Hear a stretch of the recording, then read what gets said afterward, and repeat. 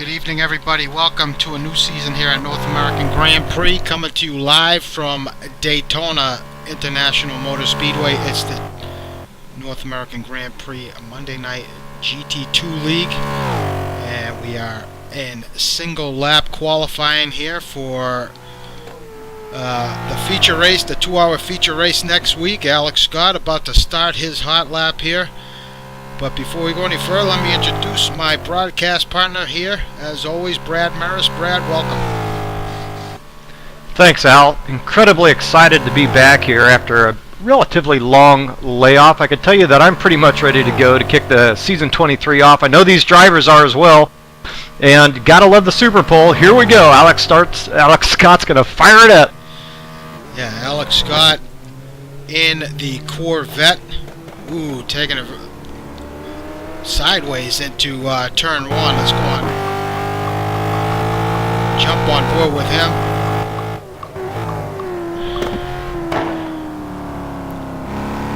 So ultra fast track here. This is our first time here at Daytona in a Superpole event. So we've run it many times in GT1. I wouldn't say many, a few times in GT1 for a 3-hour endurance, but first time for the GT2 guys. What are your thoughts about this track, Brad? Well, I love it, and I think it makes for a great Superpole event. You know, this is a relatively long track, so these guys are going to be running somewhere in the 144 range for some of the best times in that Superpole, perhaps 143s, but despite it being a very long track, the times around here are very tight, and though the power cars will have an advantage, a lot of cars can compete here, assuming that they can get into the draft. That draft counts for huge around these very long oval/straights around here. So a lot of cars are in the mix around here. Superpole will have a big advantage toward the power cars for sure, without the benefit of that draft. So Alex Scott cleanly through the bus stop there. That's going to be eyes are going to be watching that part of the track, as anybody cutting through there and setting a time is going to be asked to be. It's going to have to start from the back. So guys are going to have to be careful through that part of the track. But let's see where Alex ends up here. Part of the underdogs. 45.2, very nice time for Alex. Yeah, pretty good opening salvo, and going back quickly to that bus stop chicane, you know, there is a ton of time to be gained through there, and so these guys will be taking as much advantage as they possibly can over those curves. They're going to have to watch out, or they will get that cut track. So, Chris Moses, quite possibly the shortest retirement I've ever seen in my life.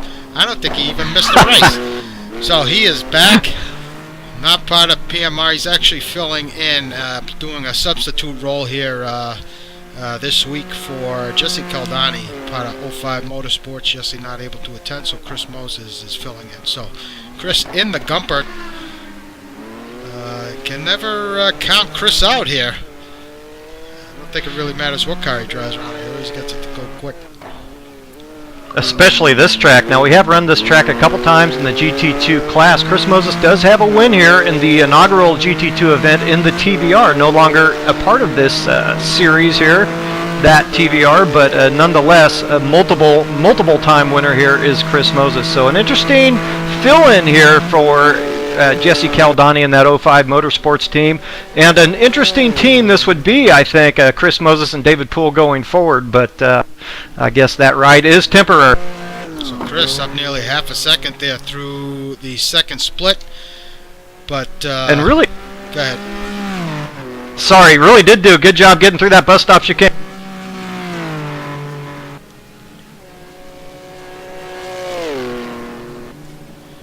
Yeah, this car is rather quick, actually. It's won quite a few races here in the hands of a few different guys, but Chris to provisional pole with a 44.9.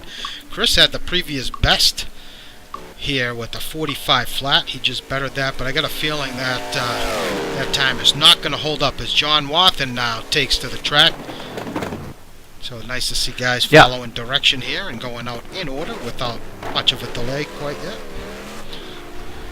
Yep, not yet anyway. And this car here, driven by John Wathen, actually performed pretty well in Season 16. That was Aaron Parsons and John Houston both piloting this Mustang GT. And boy, they piloted that to a 3rd and a 5th place. But that was in a regular 60-minute event, not the Superpole. So a whole lot more pressure going on for these guys in this single lap event when the eyes of the world are watching. Yeah, there were some slight modifications to some cars this season. Some cars got a boost, others did not. But for the most part, the car pack remained relatively unchanged. So it's nothing behind. Ooh, Wathen lighting them up at the exit of that. I believe that's turn 7. Yeah, so easy to do there. Definitely want to get on the power as soon as possible to carry that speed down this long straight, banked slash straight here. And so easy to light up the rear end. Also, very easy to wash out the front end on entry. So if you haven't quite noticed yet, qualifying here is being run at night. The qualifying and big lurch there from Wathen. The qualifying race and the feature race will be a night race. So this track is very well lit. It's a lot of fun to run in the dark. So great place to hold our night event, which we usually do for at least one track every season. Yeah, good for the drivers and good for us as well. It is an exciting place, particularly those opening laps when you do have the draft going and all those guys jockeying for position. You know, I just took a look at the track temperature, and the track temperature now up to 102 degrees Fahrenheit. I tell you, these guys on their outlap will be putting a lot of heat into those tires, particularly the rear tires, through those ovals and straights. So those temperatures could become a problem toward the end of their hot laps here for these guys. So, well, not so much a newcomer. Bob Lee had raced here Saturdays quite a while back, but he is back here. I think this is his first foray into GT2, so he's running the BMW M3. So Bob, no doubt excited to be back on track here. Have his work, also another good cut out for him. He's got some stout competition he's going to be up against. Go ahead, Brad. Yeah, well, no doubt, and welcome back, Bob, for sure. That E92 has performed well here in the past, however. I believe Marty Wren drove it to a podium there in Season 16. There's a big lurch there from Bob, bit of a mistake. A little aggressive on entry.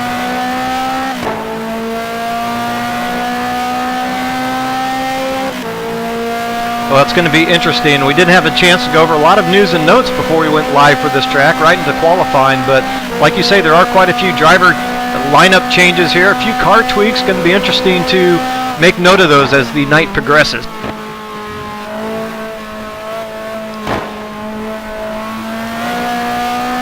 Bob nicely through that bus stop chicane, onto the banking.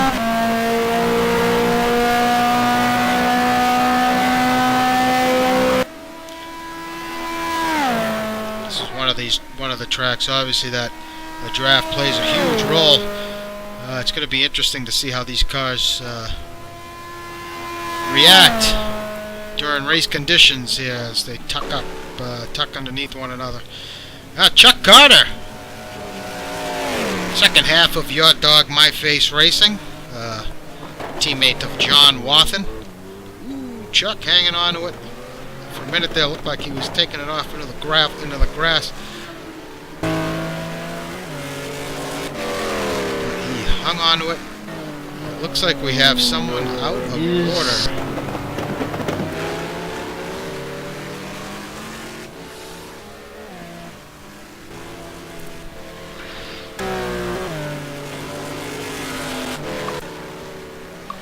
Well, got a few glitches out there. First race of the season, it's bound to happen. Yep.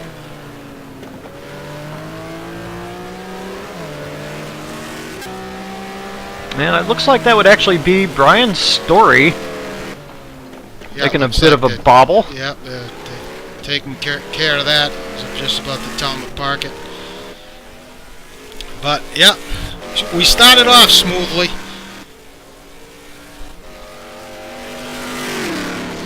But nonetheless, Chuck here, I missed his split time, but he's approaching the bus stop here.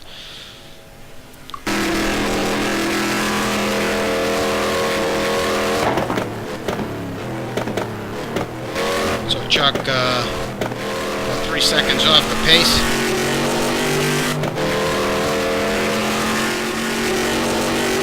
Boy, this can really be a difficult event for some of these guys. Well, for everybody, really, for that matter. There's a real mix of caution and aggression you really need to kind of get into for these qualifying events. Some guys are going to be able to push right to the limit, and other guys are going to want to make sure that they don't spin off track and really cost themselves a bunch of time.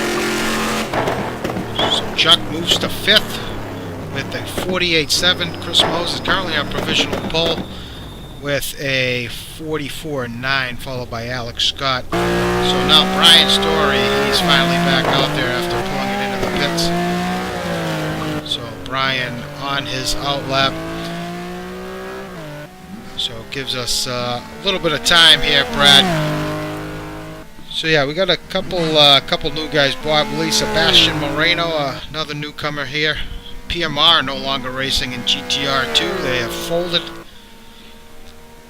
Although Chris Moses is back tonight for a fill-in role, but it's going to be strange not to see PMR there in the standings as we've been accustomed to every season. Yeah, it will be a little strange. Chris Moses will continue that PMR effort in the GT1 class, of course, but taking some well-deserved time off, though you wouldn't notice it by seeing his name there tonight from the GT2 class. And you know what? That's okay. Chris Moses has certainly paid his dues, and speaking of dues, is due some time off. As Brian Story now crosses the line to start his lap, let's jump on board with him as he enters turn 1 here at Daytona. Yeah, and really managed that turn 1 pretty well. That is a tough one to get right. I don't know that he got in there as quickly as he possibly could, but still pretty well managed there for Brian Story. Tough car for these guys, and I have to say, a rather odd choice for this Team Blue Gloves. These guys ordinarily would not run this type of car, this Porsche, but they decided to give it a go this season, so we'll see how it works for them. Yeah, it's an interesting mix of tracks. We got Daytona, Monza, fast track.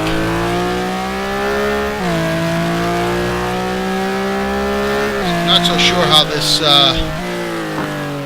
Porsche probably won't fare too well at those locations, but stranger things have happened. Well, you certainly don't expect it to fare too well here at this track, but let's not forget that for our feature race next week, it will be a 2-hour event, and these guys will have quite an advantage on fuel economy during that race, so perhaps some strategy options available for Team Blue Gloves. So Brian entering the bus stop. Takes it a little wide. Yeah, that's going to hurt. Daytona, when it's new to the schedule, that's an interesting track. That will be there next week. Birmingham Superpole, Oschersleben. Porsche should do pretty well there. Mentioned Monza, Sepang, Suzuka, Sandown, Road Atlanta, and Spa. That's your schedule for this season as Brian Story to 7th. On board with Lou Mascarelli now. Team TFS. Back for another season here in GT2 in the Corvette.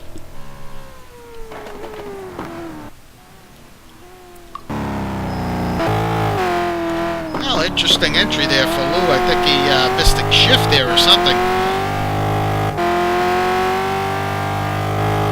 Boy, I tell you, it's got to be pretty nerve-wracking for these guys in the Superpole event. Trying to lay down a good lap is very difficult when you're, in the best of circumstances, just right up on the edge trying to get the braking right into there. But you had the pressure of trying to lay down a good lap. You only got one to go, and the pressure's on. That's a nervy corner there for those guys. Yeah, Yeah, certainly is a lot of pressure. You got everybody participating, watching you, and also people on the broadcast watching you. So the pressure's on to do well. Yeah, boy, missed that corner there. Took it a little wide on entry for sure. Yeah, kind of an interesting lap here for Lou. You know, and we haven't run down all of the news and notes, rules and regulations here governing the Superpole events, but the top 2 times will be safe. Let's just say that for now. Yeah, I was going to touch on that for any of our viewers out there who tuning in for the first time as Lou makes his way through the bus stop. So yeah, the top single lap qualifying session here tonight, top 2 will guarantee their starting position next week. Following single lap, we'll have a 30-minute qualifying race, whereas the remainder of the field will have their starting positions determined by the results of that race. So, and there's points up for grab for pole as Lou to 8th. Mike Greatrick's up now, so there's points up for grabs for pole, as well as the top 3 finishers will score points as well in the qualifying race. So Mike Greatrick's in the Ford GT.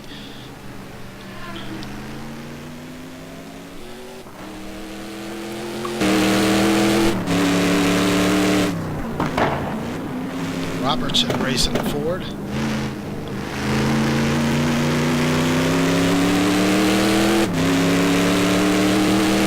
Mike on his own here, no teammate, but claims the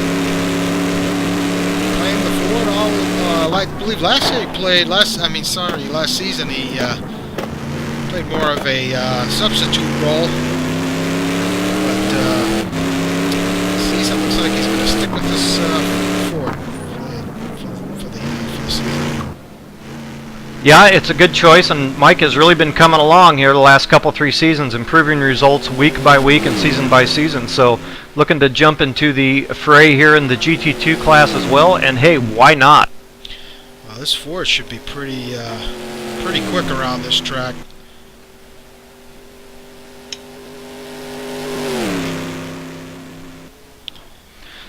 Yeah, taking a look at some of his practice times, he comes in 2 seconds there behind through that split. Were not the kind of times that I was seeing over the course of the week of practice. So, for whatever reason, just not quite up to speed in that practice session, but really not too bad a time going here.